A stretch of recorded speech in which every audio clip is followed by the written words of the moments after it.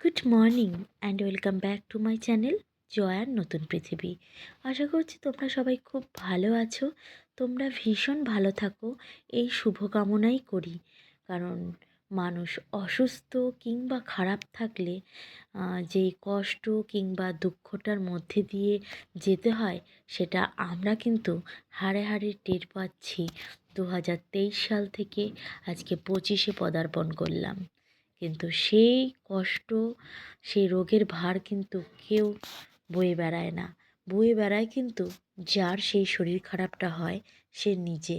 হয়তো আমরা পাশে থাকি, আমরা অন্য কোনো দিক থেকে সাপোর্ট করি, কিন্তু যার শরীর খারাপ তার কিন্তু একান্তই নিজেরই শরীরটা খারাপ থাকে। তাই নয় কি বন্ধুরা? বন্ধুরা, একটু আগে আমি যেই গোলাপ গাছটা তোমাদের সাথে শেয়ার করলাম, সেই গোলাপ গাছে এই যে একটু আগে যেই পোকাটা দেখিয়েছি তোমাদেরকে, সেই পোকাগুলো প্রত্যেকটা ডালে ডালে হয়ে গেছিলো। ভাগ্যিস আমি দেখেছিলাম, না দেখলে পুরো গাছের পাতাগুলোকে খেয়ে নিত, জানো তো। তো আমি এটাকে কিন্তু ঠিকঠাক করেছি। তো যাই হোক, এইটা তোমাদের সাথে বলবো বলে কথাটা বললাম, না হলে যেটা বলছিলাম ওটা শোনো। যেটা বললাম যে 2023 সাল থেকে আজ পর্যন্ত অসুস্থতা আমাদেরকে ছাড়েনি, না একদমই ছাড়েনি। আমাদেরকে বলতে আমার শ্বশুরমশাইকে, আমার শ্বশুরমশাইয়ের 2023 সালের অক্টোবর, না ওটা সেপ্টেম্বর মাসের লাস্টের দিকে জ্বর হয়। জ্বরের পরেই কিন্তু ওনার ডেঙ্গুটা ধরা পড়ে। ডেঙ্গু হওয়ার ফলে ওনার কোমরের থেকে একদম পায়ের পাতা পর্যন্ত পুরো সেন্সলেস হয়ে যায়। আজ পর্যন্ত কিন্তু সেন্স নেই ওই জায়গাটায়, জায়গাটা না জায়গাগুলোতে। ফিজিওথেরাপিও করানো হয়, কিন্তু যেহেতু ওনার ব্যাক সাইডে একটা বেডশোট হয়ে গেছিলো, এতটা পরিমাণে হয়েছিল বেডশোটটা যে আরজি করের ডাক্তাররা ওনাকে ওই জায়গাটা পুরো ছেঁচে, কি বলবো তোমাদেরকে, ওই কোদাল দিয়ে যেমন মাটির এক খাবলা তুললে কেমন হয়, জায়গাটা কতটা ডিপ হয় তোমরা বলো। তো তেমনই আমার শ্বশুরমশাইয়ের ব্যাক সাইড থেকে একদম বলতে পারো খুবলিয়ে নেয় যে, তেমনই কিন্তু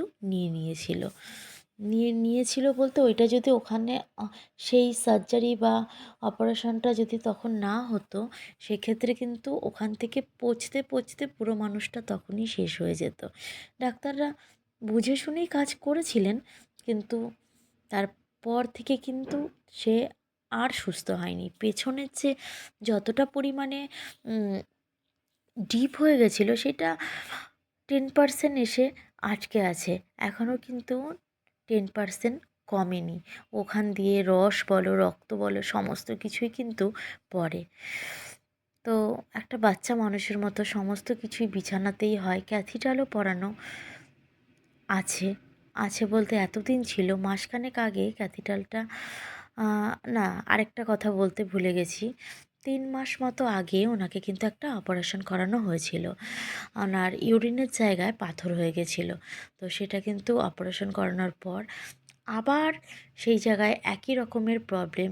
ওখানে কি পাথর আবার এলো নাকি মাংসপিণ্ড জমা হলো, কিচ্ছু বোঝা যাচ্ছে না।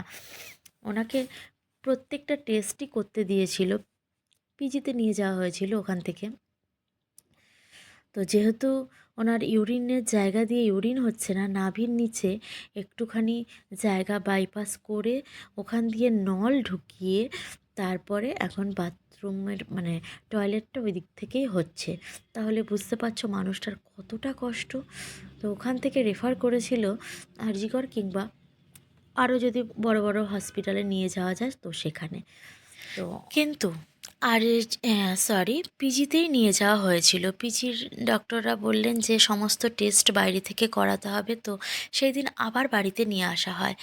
একেতেই পেটের মধ্যে ওই নলটা লাগানো আছে, তার মধ্যে এতটা ঝাঁকুনি উনি নিতে পারেননি। তো ওই যে নলটা লাগানো আছে, সেই নলটা না উঠে এসেছে পেট থেকে, তাই জন্য টয়লেটটা পেটের মানে নাভির ওই নিচ থেকেই হয়ে যাচ্ছিল, তাতে করে আরও সমস্যা। তারপরে ওনাকে আবার বারাসাত হসপিটালে নিয়ে যাওয়া হয়। ওখানে এখন যে তোমাদের সাথে আমি ভয়েস দিচ্ছি, এখনও পর্যন্ত বারাসাতেই রয়েছে। আগামীকাল সকালবেলা ছাড়বে। মানে যখন তোমাদের কাছে ব্লগটা যাবে হয়তো সেই দিনই ছাড়বে।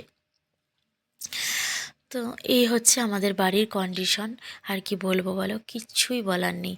এই যে যেই এটা কিন্তু অন্য দিনের ব্লগ তোমাদের সাথে আমি শেয়ার করছি। আগেরটা ছিল একদিনের, আর এটা আবার অন্য দিনের। চলো এবার ব্লগ রিলেটেড কিছু বলি। এই যে গাছটা দেখতে পাচ্ছ, আমার এক দিদি আছে জানো তো ইউটিউবে, হয়তো তোমরা চেনো তাকে, go green with Soma Dutta. তো তার তার একটা ফুল মানে গার্ডেনিংয়ের একটা চ্যানেল আছে। তার চ্যানেলে কিন্তু আমি ইউটিউবে আসার আগে তার চ্যানেলে আমি প্রথম আমাকে দেখা যায়। মানে আমার এই ফুল বাগান রিলেটেডই কিছু ছবি আমার কাছে সমাধি চেয়েছিলেন। তো তখন আমি দিই, তো আমাকে শুদ্ধ আমার ফুল বাগানটাকে দেখিয়েছিল। তো সেই দিদির একটা ভিডিওতে আমি দেখেছি যে রসুনলতা ফুল গাছ লাগিয়েছে। আমি কোনো দিন নামটা জানতাম না। দিদিকে আমি, যেহেতু আমার কাছে পার্সোনাল নাম্বার আছে, হোয়াটসঅ্যাপে জানলাম যে ওই গাছটা কেমন। তো বললো ভীষণ ভালো। তো আমিও অমিতকে বললাম আমাকে এনে দেবে। তো একটা বলেছিলাম, ও দুটো এনে দিয়েছিল। তো ওটাই এখন আমি লাগাচ্ছি। একটা জায়গা পেয়ে গেছি, আরেকটা সামনের দিন লাগাবো, কারণ টব আমার কাছে নেই। কিছুদিন আগে 40টা গাছ লাগিয়েছি, একটু আগে যে গাছগুলো তোমরা দেখলে। তো দেখো আজকে না কোনো কিছু রান্না করতে ইচ্ছা করছে না, আমাদের যা আছে তাই খেয়ে নেবো। কিন্তু ছেলেটা এখনও স্কুল থেকে আসেনি, ওর জন্যই কিছু একটা করব। তো আরও এক দিদির ইউটিউব চ্যানেল থেকে আমি কিন্তু দেখেছি, দিদি ফুলকপি আলু আর ডিম দিয়ে একটা সুন্দর পোলাও টাইপের বানিয়েছে। তো আমি ভাবলাম যে আমি এটাই করে দিই, বাবু খেয়ে নেবেক্ষণ, আর যেটুকু থাকবে অন্য কেউ খেয়ে নেবে। এই যে দেখতে হয়তো ক্যামেরায় কালারটা এমন দেখাচ্ছে, কিন্তু ভীষণ ভালো হয়েছিল খেতে। দিদিও বলেছিল যে ভীষণ টেস্টি, তোমরা বানিয়ে দেখতে পারো। আমিও কিন্তু বানিয়েই দেখলাম, ভালো হয়েছিল। তো তোমাদের সাথে যেটা আজকে শেয়ার করলাম, এই ছিল আমার বাড়ির পরিস্থিতি, বর্তমান পরিস্থিতি। আমি কিন্তু তোমাদের অনেকের ভিডিওই এই মুহূর্তে দেখে উঠতে পারছি না, আমাকে ক্ষমা করে দিও। তবে হ্যাঁ, যাদের যাদের কমেন্ট আমি পাই আমার ভিডিওর নিচে, আমি একান্ত চেষ্টা করি তাদের কাছে পৌঁছানোর। আর যখন পৌঁছাই, কেউ কিন্তু ভাববে না যে অল্প একটু দেখে আমি ফিরে আসি। ফুল ওয়াচ তো ওয়াচ, অন্য কিছু কিন্তু কোনো কাটসাটের কোনো এখানে ব্যাপার নেই। তো চলো, অনেক কথাই বললাম, জানি না ভুলভ্রান্তি কিছু বললাম কি না। তো আজকের মতো এই পর্যন্তই, আবার দেখা হচ্ছে। টাটা।